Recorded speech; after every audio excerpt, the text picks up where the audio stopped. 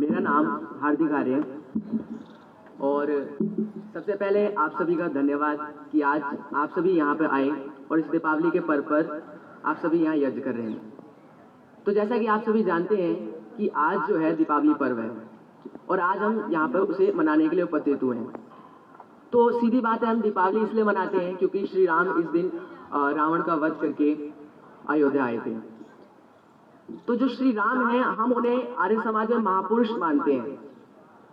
क्यों मानते हैं और क्यों हमें मानना चाहिए, उनमें क्या गुण थे, ये जो भी सारी बातें हैं मैं आपको एक कविता के माध्यम से सुनाने का प्रयास करूंगा।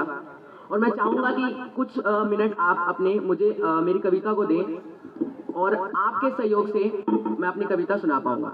तो कविता ये है कि राम हमारी ऊर्जा है, कि राम हमारी ऊर्जा है, जीवन की परिभाषा है।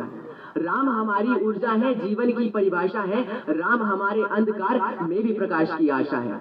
कि राम हमारी ऊर्जा है, जीवन की परिभाषा है। राम हमारे अंधकार में भी प्रकाश की आशा है। राम हमारे आदर्शों के सर्वोत्तम आधार है। राम हमारे जलथल नभ है, राम सकल संसार है। कि राम हमारे जलथल नभ है, राम सकल संसार है। कि हनुमान जैसे भक्त हैं जिनके, कि हनुमान जैसे भक्त हैं जिनके वेद कंठ वाणी है।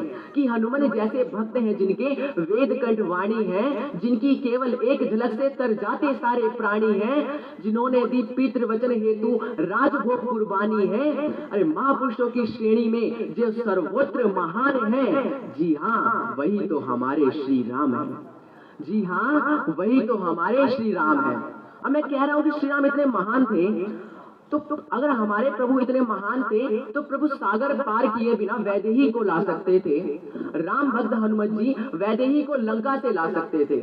कि प्रभु सागर पार किए बिना वैदेही को लंका से ला सकते थे।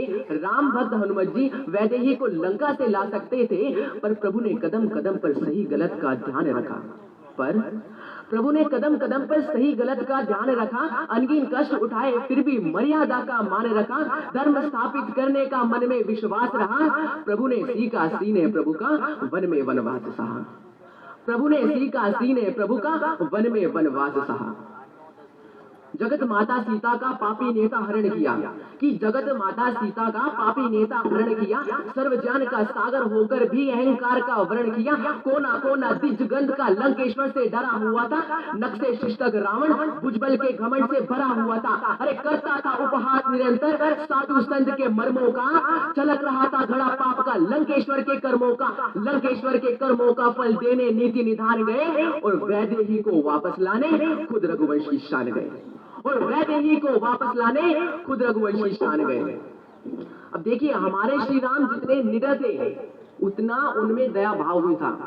ये नहीं कि वो सिर्फ पराक्रमी थे, वो सिर्फ अपने बारे में नहीं बाकी लोगों के बारे में भी सोचते थे। जब वो सागर पार करके वहां पहुंचे शिविर में, तब उसके बाद वहां पे जब जाते हैं तो उन्हें सिर्फ अपनी परवाह नहीं थी, उन्हें दूसरों की परवाह थी। मैं आपको इस पंक्ति से बताना चाहूंगा। प्रभु ने अपने मन ही मन में शत्रु प्रजा से प्यार किया। प्रभु ने अपने मन ही मन में शत्रु प्रजा से प्यार किया। रण से पहले रघुभूषण में मन ने पुण्य विचार किया। यदि राजा हो जाए निरंकुश तो उसको होता होश नहीं।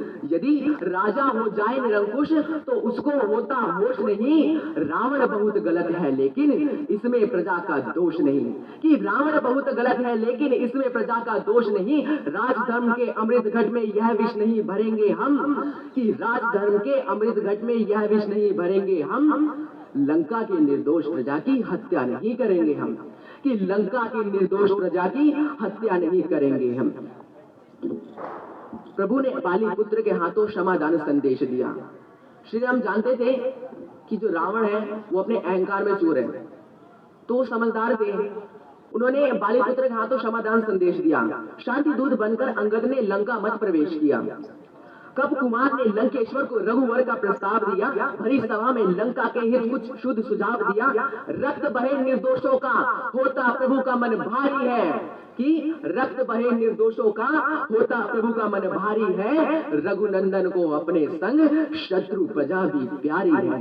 कि रघुनंदन को अपने संग शत्रु प्रजा भी प्यारी है।